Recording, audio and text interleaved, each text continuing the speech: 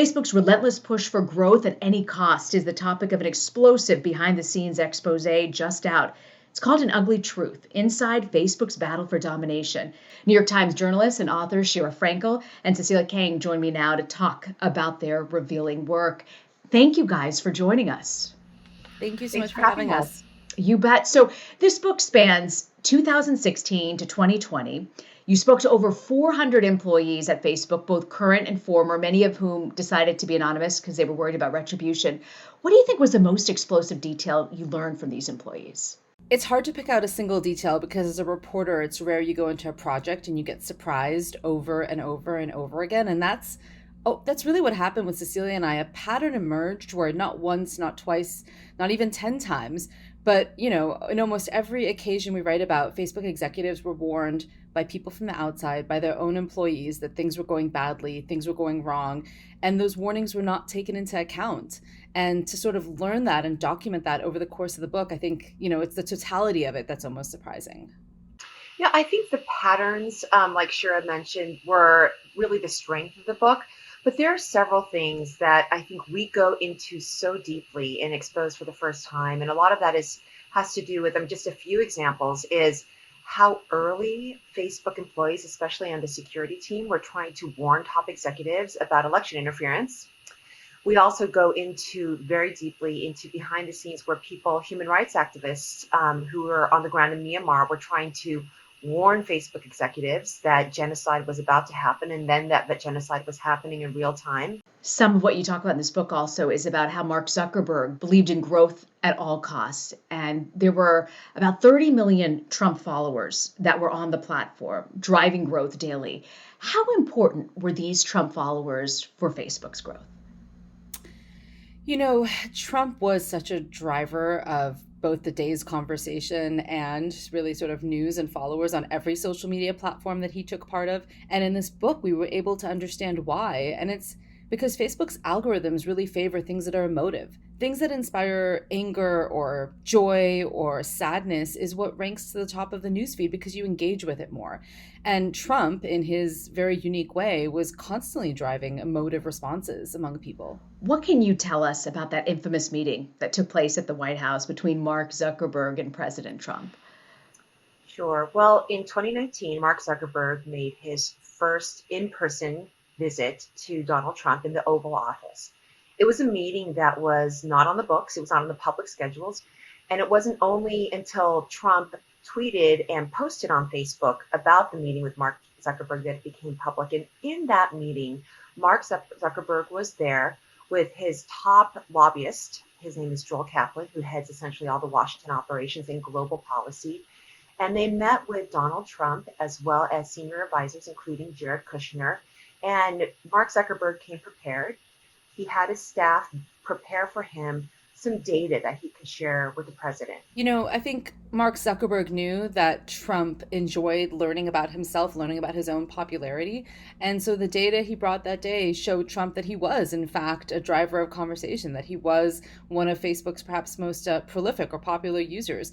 And it went a far way, it seems, towards winning over Trump. The people that we spoke to for this book, the sources said that Trump appeared very sort of heartened by the details of his own popularity and really warmed up to Zuckerberg. One of the things you also talk about in the book is about privacy and data that's exposed. And one of the first anecdotes you mention is about a Facebook engineer who decided to look up someone they wanted to go out on a date with that he hadn't heard from. What was he able to access? And what does that show about Facebook's data storing on its users? That particular revelation was really frightening because this thing that he did, anyone at Facebook could have done. There were no safeguards in place. Facebook had this intimate trove of data on all of its users.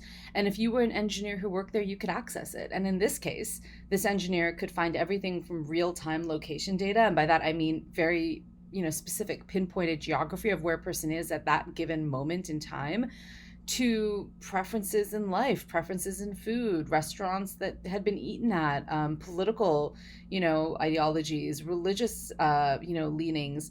The amount of information Facebook keeps on its users is among the most detailed in the world. And the fact that for years, Facebook knew its own engineers were abusing access to that data. This was not an isolated case. As we write in the book, there were dozens of people fired for this. And yet it took until Alex Stamos, Facebook's head of security, called it out in a report and said, you have to change this, for Mark Zuckerberg and Sheryl Sandberg to finally make the decision to actually change the system and cut off some of that access. But, Facebook retains that user data. To this day, it does finally have safeguards in place so that engineers can't easily abuse it, but it's all still there. The day of your publication of your book, they fired over 50 employees for abusing their data. The vast majority were men who were looking up data on women. And according to a spokesperson, they said they were found to be improperly accessing data. 50 is a pretty big number. What do you think that they're taking the proper action to counter what happened? I think when this was brought to their attention, they did take appropriate action finally. But I would ask, why did it take that long? Facebook had been in operation for I think 8 or 9 years by the time this was brought to their attention. For 8 or 9 years, this had been happening. The 50 that were found, I would add, were only within a 2-year time period that were looked at. We don't know how many abused data before then, and we don't know how many weren't discovered. And so I would ask Facebook, more pointedly, why didn't you do something about this before you were forced to?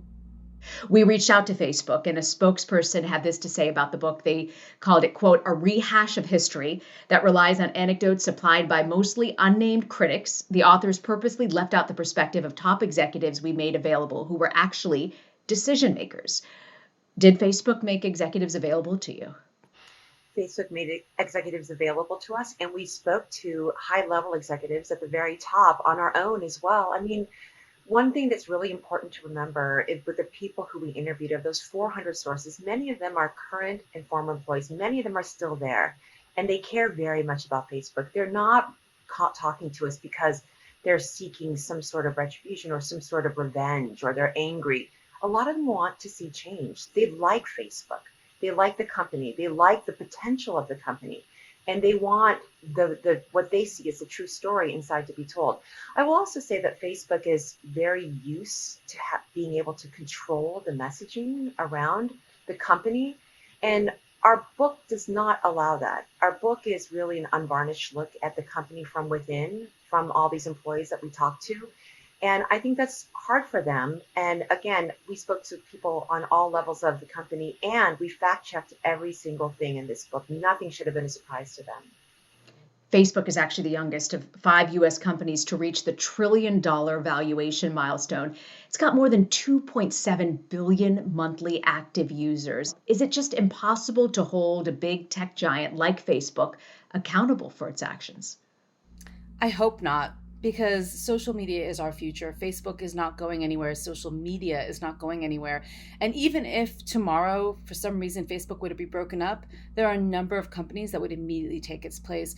What we need is for Facebook to succeed, but to succeed in the right ways, not just the bottom line monetary amount reaching that $1 trillion valuation. We need them to succeed in creating a set of rules to govern themselves and to do better in content moderation, in enforcing new rules around hate speech, in using perhaps some of that $1 trillion to actually staff up and hire moderators in part of the world where they're still severely understaffed. What about the January 6th insurrection on Capitol Hill? What influence did Facebook have on that? Well, it's all quite public now, especially in the indictments against some of the actors who stormed the Capitol. We're seeing that a lot of organizing took place in Facebook groups, on Facebook messaging, on the Facebook platform itself, as well as other apps. I would just add that the original Stop the Steal Facebook group was formed on Facebook. This is the first movement that organized literally the day after the election to say that that election was not valid and that Donald Trump had in fact won and the election in their mind was being stolen from him. That group saw such viral growth that at one point they were adding thousands of new members every hour. So the moderation that Facebook was doing was not effective and ultimately was being used to orchestrate and to plan ahead of January 6th. There's been a lot of talk really about the relationship between Mark Zuckerberg and Sheryl Sandberg. Have you guys looked into that? What do you know? Has that relationship frayed? Mark Zuckerberg and Sheryl Sandberg were a match in many ways that was very much benefited each other and the company when they first met in 2008, 7. And when Sheryl Sandberg first joined in 2008, Mark Zuckerberg was interested in technology. Sheryl Sandberg was a business leader, and she was a very well-known business leader for establishing a business model and growing a business at Google before she went to Facebook. She was in many ways everything that Mark Zuckerberg was looking for in the very beginning, and she succeeded at Facebook. She built and refined a business model that was about behavioral advertising, and it's a business that has reaped $85 billion in revenue in just the last year alone. It is, by all accounts, incredibly successful. What we've seen, though, as the company has been tested and has gone through so much scrutiny and has faced one scandal after another, is that the relationship has also been tested between Mark Zuckerberg and Sheryl Sandberg. And importantly, what it shows is that Mark Zuckerberg has seized more control over the company, even more control than he had before, which is kind of hard to imagine because he was the majority shareholder and a majority controller, really, of the company from the very first days. But he is now involved in all of the most important decision making. So as far as the relationship goes, that's also led to a relationship where, as one executive put it, it's no longer a number one and a number two, but a number one in many. Mm. So when you look at Facebook and you step back, what are you watching in the coming years? Is it regulation you hope for? When you put this book together, what did you hope people would learn? I think we hope that people would understand this tool that has really become a utility almost in their daily lives. We don't expect anyone to stop using Facebook after reading this book, but perhaps they just educate themselves a little bit more about how they're using it. People don't need to spend entire days on social media. They don't need to sort of absorb themselves in their lives in that way. And we hope that the book also shows them what harm misinformation and hate speech does. And so when they look at that next Facebook post, whatever it inspires in them, we hope that they stop for a moment and say, well, should I share that, or should I check and verify and make sure it's truthful? As you look to the years ahead and you guys are covering this tech field, what are you watching? What do you think is a place to put your attention and focus on at this point? We're not going to take our eyes off Facebook, that's for sure, as well as the other big tech companies. Look, the one of the reasons why Mark Zuckerberg, and we put this in our book, is so obsessed with the idea, is so focused, I should say, with the idea of growth and continued growth and scale, is because he knows how competitive the tech landscape is. And he knows that a company from China like TikTok can take away his market share. He and other tech executives are looking to stay relevant in the future and to maintain their dominance and their shareholders. So they're looking for the next technologies.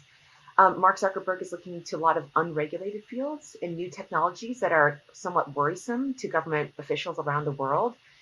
Those are things that I think are the real tension points as Facebook continues to grow. The other thing is Facebook is at this point with nearly 3 billion people, it's going to run out of humans at some point who don't have the internet connection, who are already Facebook members.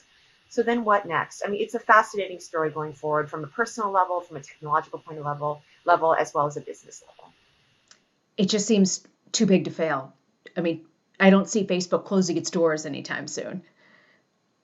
Well, I think perhaps proof of that is that when a court just weeks ago threw out a lawsuit from the Federal Trade Commission that sought to break up Facebook, the company's stock soared. The markets essentially agree with what you're saying, that the company is big and dominant and will continue to make a lot of money, which will reward these shareholders. And so the company stock grew so much that the company's value went up over $1 trillion. What do you think the lesson is Americans should take away? You've done the research on Facebook, you've looked into it.